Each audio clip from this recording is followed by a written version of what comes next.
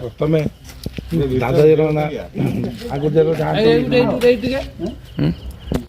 ଓଡ଼ିଶାର ଦକ୍ଷ ପିସିସି ସଭାପତି ଭକ୍ତଚରଣ ଦାସ ମହୋଦୟଙ୍କର ବଳିଷ୍ଠ ନେତୃତ୍ୱ ଦ୍ୱାରା ଆଜି ସାରା ଓଡ଼ିଶାରେ ମୁଁ ଆଜି ପେପର ଦେଖୁଥିଲି ସମସ୍ତ ବୋଧେ ପ୍ରେସିଡେଣ୍ଟ ଯେଉଁ ଅଛନ୍ତି ବ୍ଲକ ପ୍ରେସିଡେଣ୍ଟ ସମସ୍ତ ବୋଧେ ଯୁବକ ଯାହା ତାଙ୍କର ଅନୁମୋଦନ କ୍ରମେ ଆମ ଔପଦା ବାଲେଶ୍ୱର ଜିଲ୍ଲାର ଏବଂ ଔପଦା ବ୍ଲକରେ ବସନ୍ତ କୁମାର ଦାସ ସଭାପତି ନିଯୁକ୍ତ କରିଛନ୍ତି ବହୁତ ଖୁସିର କଥା। ଏହାଦ୍ୱାରା ନିଶ୍ଚିତ ଯୁବ ସମାଜକୁ ଦଳ ନେତୃତ୍ୱ ଦେବା ଚାହିଁଛି ଏବଂ ଦେଇଛି ମଧ୍ୟ, କାରଣ ଏହାଦ୍ୱାରା କଂଗ୍ରେସ ନିଶ୍ଚିତ ଉତ୍ଥାନ ଘଟିବ। ତାର ଜ୍ୱଳନ୍ତ ଉଦାହରଣ ହେଉଛି ନୂଆପଡ଼ା ନିର୍ବାଚନ। ଦୀର୍ଘ 24 ବର୍ଷ ଶାସନ ଥିବା ବିଜେଡି ମଧ୍ୟ ତୃତୀୟ ପୋଜିସନକୁ ପଳାଇଯାଇଛି। ଏଇଠୁ ଅନୁମାନ କରାଯାଏ ଯେ କଂଗ୍ରେସ ଦଳ ଆଗକୁ ନିଶ୍ଚିତ ବଢ଼ିବ ଏବଂ ସେଇଥିପାଇଁ ଏହି ଯୁବକମାନଙ୍କୁ ପିସିସି ପ୍ରେସିଡେଣ୍ଟ ବ୍ଲକ ସଭାପତି ଭାବରେ ନିଯୁକ୍ତି କରିଛନ୍ତି। ବହୁତ ସ୍ୱାଗତଯୋଗ୍ୟ ପଦକ୍ଷେପ।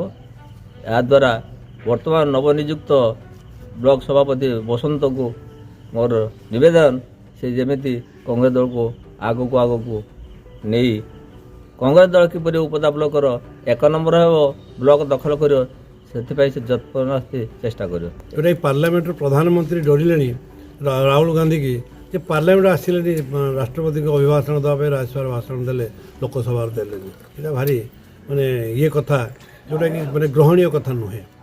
ସେ କ୍ଷେତ୍ରର ଏପଟେ ବିଜେଡ଼ିର ଫାଳ ହେଇ ଭାଙ୍ଗି ଯାଉଛି, ଧ୍ୱସ୍ତ ବିଧ୍ୱସ୍ତ ହୋଇଯାଉଛି।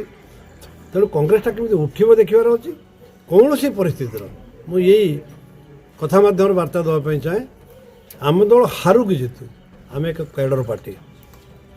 ଆମ ପାର୍ଟିର ଯାହା ସଂଗଠନ ଅଛି କୌଣସି ପରିସ୍ଥିତିର ଭୋଟ ଟ୍ରାନ୍ସଫର ନ ହୁଏ କୌଣସି ନିର୍ବାଚନର, ଆମ ଭୋଟ ଆମ ପାଖରେ ରହୁ। ଆମେ ଜିତେକି ହାରେ ସେଇଟା ବଡ଼ କଥା ନୁହେଁ। ମୁଁ ସାରା ଜୀବନ ତ କଂଗ୍ରେସ ପରିବାରରୁ ଆସିଛି, କଂଗ୍ରେସ ସାଙ୍ଗରେ ରହିଛି। ମୋତେ ବର୍ତ୍ତମାନ ପରିଣତ ବୟସ 74 ବର୍ଷ ହେଇଗଲାଣି। ମୁଁ ଏ କଂଗ୍ରେସ ଛାଡ଼ିକି ଅଲଗା ସ୍ୱପ୍ନ କିଛି ଦେଖିନି। କଂଗ୍ରେସ ଦଳ ବ୍ୟତୀତ ଆଉ କୁଆଡ଼େ ଭୋଟ କେବେ ଦେଇନି ଏବଂ 2ଟି ନିର୍ବାଚନର MP କଂଗ୍ରେସକୁ ଦେଇଛୁ, ବିଧାୟକ ଥରେ କାର୍ତ୍ତିକ ମାଉତ ଦେଇଛୁ, କଂଗ୍ରେସକୁ ସେ ପୁନର୍ବାର ଫେରିଛନ୍ତି, ଅକ୍ଷୟ ଦେଇଛୁ, ପୁନର୍ବାର ଫେରିଛନ୍ତି। ମୁଁ ଅଲଗା ସ୍ୱପ୍ନ ଦେଖିନି। କଂଗ୍ରେସ ଦଳକୁ ମୋର ବାର୍ତ୍ତା ହେଲା ଯେ ଆମର ବସନ୍ତ ସେଇ ଧାରାରେ ଚାଲିକି କଂଗ୍ରେସ ଦଳ କେମିତି ବଢ଼ିବ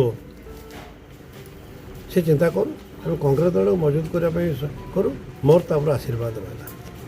ଆଜି ଆମର ବହୁତ ଖୁସିର ଦିନ, କାହିଁକିନା ଆମର ଔପଦା ବ୍ଲକରେ ବଡ଼ପୁକୁରୀ ପଞ୍ଚାୟତରେ ଆମର ବସନ୍ତ କୁମାର ଦାସ, ଯାହାକି ଆମର ଜଣେ ବଡ଼ ଭାଇ, ଯାହା ଆମର କଂଗ୍ରେସ ଦଳର ଆମର ସଭାପତି ଭାବରେ ଚୟନ କରିଥିବାରୁ ଅତ୍ୟନ୍ତ ଖୁସି।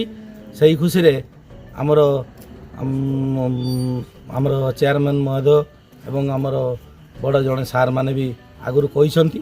ତେଣୁ ଆମେ ନିଜ ଭିତରେ ଅତ୍ୟନ୍ତ ଖୁସି ଥିବାରୁ ପୁଷ୍ପଗୁଚ୍ଛ ଦେଇ ଆମେ ତାଙ୍କୁ ସ୍ୱାଗତ ଜଣାଉଛୁ ଏବଂ ଆମ ନିଜ ଭିତରେ ମିଠା ଦିଆନିଆ ହେଇ ମିଷ୍ଟାନ୍ନ ପ୍ରଦାନ କରି ଆମେ ଅତ୍ୟନ୍ତ ଖୁସି, ବହୁତ ଖୁସି ଅଛୁ। ଏବଂ ସମସ୍ତେ ଆମର ବସନ୍ତ ଭାଇକି ଆମର ଔପଦା ବ୍ଲକରେ ବଡ଼ପୁକୁରୀ ପଞ୍ଚାୟତର ଜଣେ ଯୁଦ୍ଧ ନେତା ଭାବରେ ଆମେ ଚୟନ କରିଥିବାରୁ ବହୁତ ଆମେ ସମସ୍ତେ ଖୁସି ଅଛୁ। ଜୟ କଂଗ୍ରେସ, ଜୟ କଂଗ୍ରେସ, ଜୟ କଂଗ୍ରେସ, ଜୟ କଂଗ୍ରେସ।